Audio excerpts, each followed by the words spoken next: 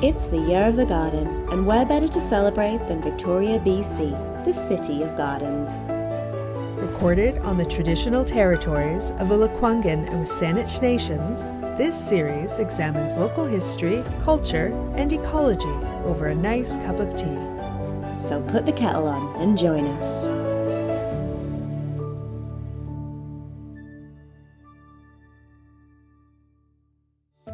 Welcome to Tea and Gardens. Today, we have the absolute pleasure of having tea in the gardens here at Point Ellice House.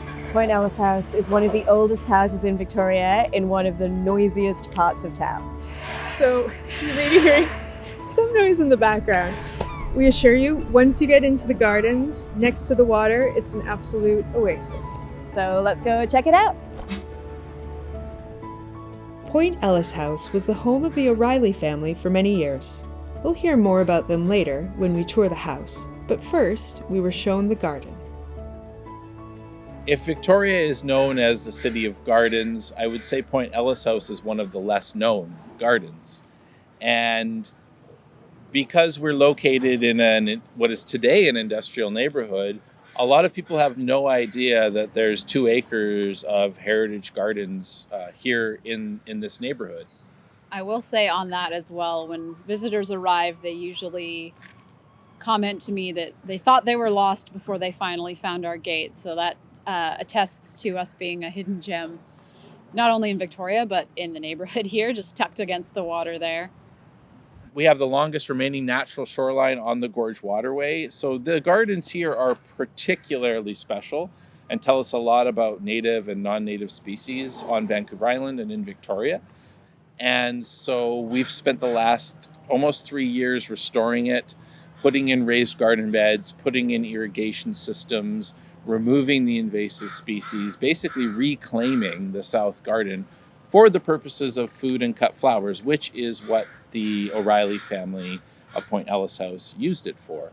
So we've kind of reinstated that historical connection, which serves the purposes of history and storytelling, but also growing food for the community. So it's win-win. And what do you grow here today? Oh, all kinds of things. Right now we've got herbs, we've got strawberries, we've got salad greens that are about ready to be harvested. We've got our garlic, which is about ready to be harvested. Blueberries. We have a pear tree, some apple trees, and cut flowers as well. And so when you harvest all those things, what do you do with it? Yeah, so we've built a relationship with Kool-Aid Society Sandy Merriman House, which is an emergency transition shelter for women. And so a lot of the food that we grow here goes to them to help support the residents there. There's the community fridge up the street that has recently been created that we will probably put some of our extra food into the community fridge, which is essentially a fridge that has food and a pantry that has food for anyone who needs it. So who tends to the gardens? Do you have volunteers? So we have 2 garden staff, one of whom is responsible for the South Garden, and then we also have a team of dedicated volunteers who help us plant seeds, harvest seeds, pull weeds, rake and mow, and all of that kind of stuff. And we definitely could not do it without the volunteers. So not only is the food being grown going back into the community, but community members are helping grow that food as well.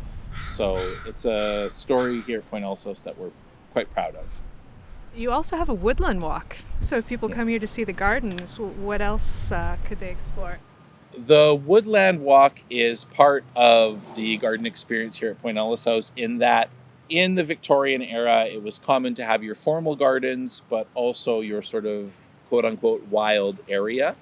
And so the Woodland Walk here essentially takes you along part of the shoreline, and you can see trees that were planted by Peter O'Reilly that are non-native, but you can also see enormous arbutus trees and Gary oaks, and you'll see the trails where the river otters haul themselves up out of the water. So it's this little segment of the experience here for visitors that gives you a sense of the natural shoreline here at Point Ellice House and its importance to the ecosystem of the harbor and the city itself. I very much cherish the woodland walk for all the animals that I get to see. We have some bald eagles that like to hang out in our mature trees, blue herons along the shoreline there. And then Kelly also mentioned the river otters that we get. We've got little raccoons that like to hang out. So it attracts a lot of wildlife that you don't, living in a city, you don't always get the chance to see. And especially being located in a neighborhood like this, you wouldn't even think that you'd see those things when you come to visit. So I always get to see animals when I'm at work, and that makes me happy. Next, we joined Christia, who explained the history of the house and the O'Reilly family. Ooh. Wow. This is our biggest, gaudiest room. Sorry, what did you say? This is our biggest, gaudiest room. This is the drawing room of the O'Reilly family. So Point Ellice House was built in 1861, but its construction finished in 1862. And in that time, the Wentworth Wallace family moved in, and they lived there for about 5 years, but they fell on hard times and moved out in 1867. And at that time, the O'Reilly family moved in, and they lived here until 1975. So that's 3 generations of O'Reillys, and they never threw anything out. So everything in this room, everything in this entire house, right down to the bed sheets, is original to the O'Reilly family. I always like to point out the cabinet in the corner just because it is a curiosity cabinet, which is like the feature of many 19th century drawing rooms, and many of the biggest museums in the world, including the British Museum, started as a curiosity cabinet, which I think is really cool. So this is Peter O'Reilly's study. Peter O'Reilly was the patriarch of the O'Reilly family. He was many things over the course of his career. He was a judge, he was a gold commissioner, and most notably, he was the Indian Reserves Commissioner for 18 years. So his job was to go out to the various nations of BC and stake out and tell the First Nations people, this is how much land you have. This is the land that you are allowed to hunt and live on. He was not always the best for consulting with the First Nations people when their chiefs were present. So there was quite a bit of controversy even then, especially among the First Nations people, about the amount of land that they were receiving. But this room is very beautiful, but it has a little bit of a history to it because this is where he would have corresponded with letters and essentially worked when he was not traveling British Columbia. And one thing that I always like to point out to people is out this window where he would have sat and worked is what used to be the Songhees Reserve. So the Indian Reserve Commissioner kind of sat in this big, beautiful house and overlooked a reserve that he laid essentially the parameters for. How do you feel working here in being able to share this story and put it in a context that maybe museums haven't done before? I am really excited to be a part of this kind of new side of museums. A lot of museums and cultural heritage sites are acknowledging the colonial history in a way that they haven't before. And I'm really excited to be working here and being able to talk about this because Point Ellice House, you know, like I mentioned earlier, like we need to talk about the Indian Reserve Commission, but we can also talk about tea service and we can also talk about Kathleen O'Reilly. So we can talk about all of these things, but things like this should be talked about. So this is Kathleen O'Reilly's room. Kathleen was the eldest daughter of Peter and Caroline O'Reilly, and she lived here pretty much her entire life. She was very well traveled, so she did spend some time in England. She was quite the artist. Most of the paintings in this room are done by her.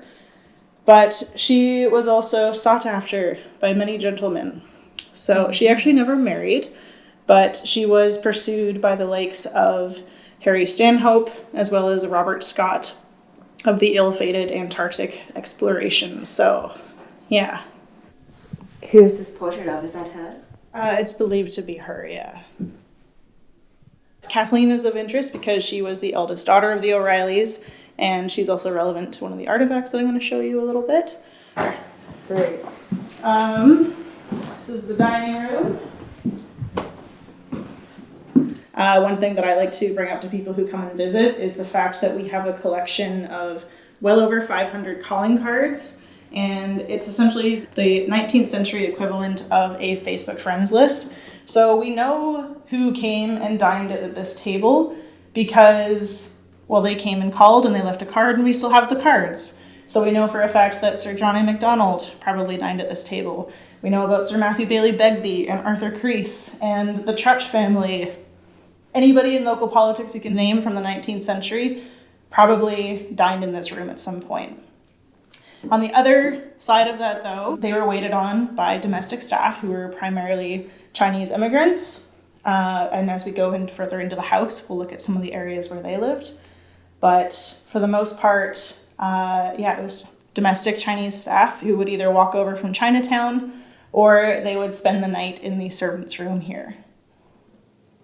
So this is more of the working side of the house. This is where you'll find the boys' rooms, as well as the scullery and the kitchen and all of the things to do with domestic staff. I think of major interest to you folks is our china pantry. So this is our collection of various plates and teacups and tea kettles and side plates. But I've taken a few items out of here today to show you in more detail as well. It looks like you're being watched right now. We're all being watched. Yeah. Can So you talk about who we're looking at here? yeah. So these are the 3 O'Reilly children. We have Kathleen O'Reilly. The one in the middle is Frank, who is the eldest, and this actually would have led to his room originally, but it is currently our archival storage. And the youngest is Jack, who his bedroom is just behind you. So this is the servery. This is where food would have been plated and served before it was carried off to the dining room. All of these cupboards would have had linens and, extra cutlery and anything else needed for the dining experience in the 19th century. And finally, we're in the kitchen, which is the second last room in the house. This is where the Chinese domestic staff spent most of their time in Point Ellice House, preparing food, washing dishes, and caring for the house and the people who lived here. Next, we went to the drawing room to take a look at the special items that had been selected for us. So I have a couple artifacts to share, including this tea service. This white pattern design has some Japanese motifs. A lot of the china in the O'Reilly collection in Point Ellice House is Japanese, interestingly enough, and this set is no exception. This white set was actually gifted to Peter, allegedly, according to our catalog, by Robert F. Scott, who was part of the Antarctica expedition in 1910 that did not end well. And this was a gift to Peter O'Reilly because at one point he was pursuing Peter's daughter, Kathleen O'Reilly. So this very well may have just been a friendly gift, or it may have been I am pursuing your daughter, here is a gift, with a little bit more of an intention behind it. There's also a couple pieces missing, which just kind of goes to show the history behind the tea services, which I think is really interesting. So this little red teapot is not matching, but unfortunately there was no matching teapot for this white service. That was part of the gift. I just really liked the design on it and I wanted to show it off. So you can see some of the wear on some of these items that just show that they were items that were used. They weren't just for display. I was going to do an unboxing video for you. Yeah. So this is a little tea service to go. So it's a little wicker basket, which I've set out here. And the top opens like this. And you can see the patent as well as the directions for how to use it, which is really fun. And you've got almost a complete tea service here. So you've got a little burner where you would light your little flame so you could heat up your water. You've got a couple little containers to put your tea, any snacks. You've got 3 plates, and you've also got a container for mustard, because of course, as well as a few other little jars and containers in here that I think had several different uses. I also have this to show off as well. It's something in our collection that we've turned into a poster for sale. It's from a children's book. We're all very fond of it. I could look at this forever. Inspired by the cats, we headed to the lawn for a tea party with the Point Ellice House team. Should I take one? Absolutely. There's milk and sugar. Janine? Thank you. I'm going to keep it black. Some milk. Could you tell us about the tea that we're drinking, please? Well, this tea is Point Ellice House tea, and it's made by Silk Road Tea Company. And it's a special blend made just for us here at Point Ellice House. And it's a black tea? It is a black tea. Some of the past curators here at Point Ellice House, about a decade or more ago, were going through the collection and they found an old tea tin that had some remnants left in it. And so they took those to Silk Road, which analyzed them, and their research found that it was a black tea blend. And so they recreated it, and now we have the privilege of selling it here in our gift shop at Point Ellice House. And it offers a little bit of a historical connection between tea service then and now. Certainly seems like the O'Reillys drank a lot of tea in this house. I think so.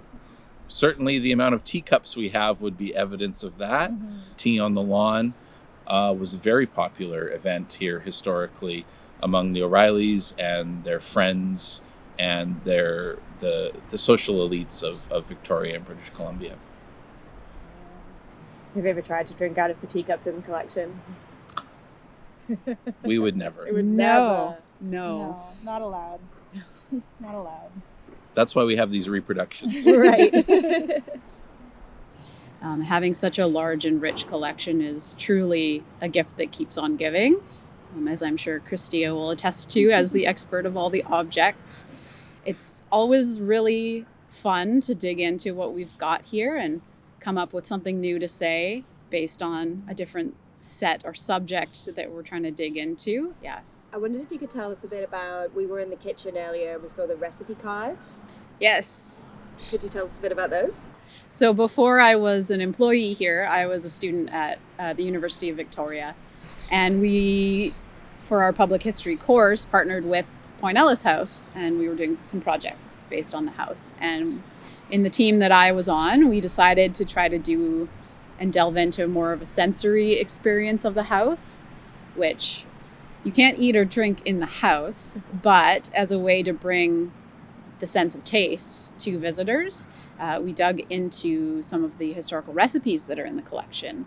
And so we selected 9 of them, adapted them for modern kitchens, which it doesn't always translate very nicely. If you have a wood-fired stove or a coal-fired stove, it's a lot different than our electric stoves. We sussed out all those details, adapted them for modern kitchens, and then we made recipe cards out of them.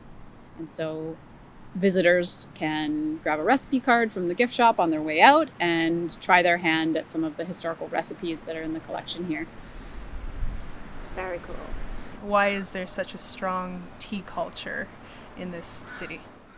It's connected to the sense of Victoria being a place that represents the British Empire and the sort of height of British settler colonialism, and this little bit of old England, if you will, on the west coast of North America. And part of that is also connected to tourism. And especially in the sort of post-Second World War era, Vancouver Island, Victoria in particular, becomes a real destination for tourists, but especially American tourists. And those visitors really wish to see something of little old England that they may have heard about, and get that experience of castles and tea and what have you here on the island without having to maybe travel all the way to London. And even when Point Ellice House was opened as a private museum by the last descendants of the O'Reilly family, they were very much looking to attract tourists to this place, especially American visitors. So they were in constant communication with the bus lines to bring visitors off the ferries from downtown to Point Ellice House. They dressed in period costume to offer that quote unquote authentic experience. So I think the sort of obsession or passion for tea in Victoria, it comes from those sort of British Empire roots and this long going, what is now a tradition, in some ways, an effort to attract American visitors in particular. But I think the fact that what the British made of tea was connecting it to a particular set of rituals that were also tied into social status and class hierarchy, and that part of it was transported around the globe to places like Victoria, and that's why tea service at Point Ellice House, from a historical point of view, was so important, to have that time with your social circle, to put in the time, keeping up appearances, having those conversations about how things were going in the early days of a colony or a new province. So that aspect of it remained essential to the O'Reilly family when they lived here, and also when they tried to operate it as a tourist site as well. The thing that most interested me about this place when I first encountered it as a student at UVic was the different connections that we find from this place.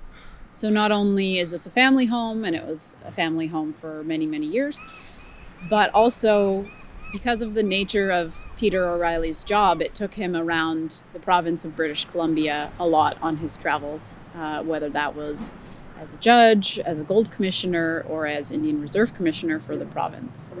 And that means that the history of this house is tied with the entire province. And I've been a lifelong British Columbian, and I have a special place in my heart for the history here, having grown up in this province. And working here gives me an opportunity to delve a little bit more deeply into that history, that it's not always pretty, but it's never boring. What does it mean to you to work here? Wow, it means a lot. It means I get a job in history, which is pretty awesome. Point Ellice House is like the best research project you ever had. As other staff have said, this place has so many stories to tell, and we're always learning more every day. It means an opportunity to actively connect with people about the history of this place, and that is really something that I'm passionate about, and I know everybody who works here and volunteers here is passionate about. The idea that we get to welcome people to such a special place every day keeps us all going. And so for me, just connecting with people about the history of this place is probably the number one thing that Point Ellice House, provides for me in terms of a passion to make this place open and accessible, and talk about the romance of drinking tea with Sir Robert Scott of Antarctic fame, and to talk about the dark side of BC Canadian history of Peter O'Reilly and Sir John A. Macdonald drinking tea and talking about what they called, quote unquote, the Indian land question. Those conversations happened here. Those encounters happened here. And when we get to uncover them for people or make them visible for people, that's super rewarding and really keeps us going here. We love the team at Point Ellice House. They have so many interesting projects going on. We could have talked to them for hours and drank a lot of tea. If you'd like to hear more, you can check out our podcast, which has extended versions of the interviews. And we'll see you next time.